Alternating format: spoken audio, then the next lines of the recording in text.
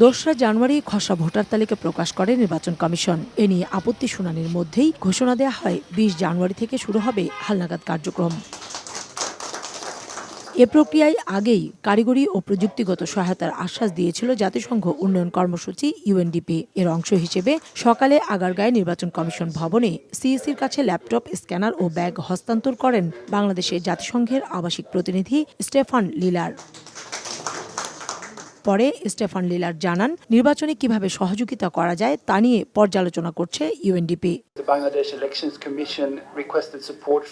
নির্বাচন কমিশনের চাহিদা অনুযায়ী ইউএনডিপি পর্যালোচনা করছে কিভাবে সহায়তা দেয়া যায়। রাজনৈতিক দল, সিভিল সোসাইটি সহ বিভিন্ন অংশীজনদের সাথে আলোচনা করছে। এরই অংশ হিসেবে ভোটার তালিকা হালনাগাদের মতো গুরুত্বপূর্ণ কাজে এই সহায়তা দেয়া হচ্ছে এবং এই সহযোগিতা অব্যাহত থাকবে।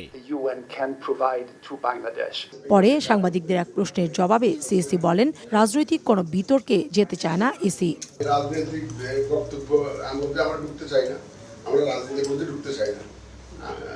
আমরা আইন কানুন বিধিবিধান সিস্টেমের মধ্যে থাকবো, একদম clean slate.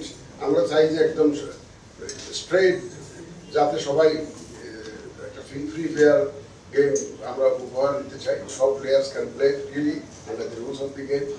That is the environment we want to create. আর কোনো কিছু না।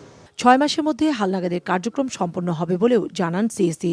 সোমবার সাভারে কেন্দ্রীয় কর্মসূচির মধ্য দিয়ে ভোটার তালিকা হালনাগাদের কাজ শুরু হবে। এ কর্মসূচিতে সারা দেশে কাজ করবে ৬৫,০০০ লোক। কাউসার চৌধুরী কুমু, সময় সংবাদ, ঢাকা।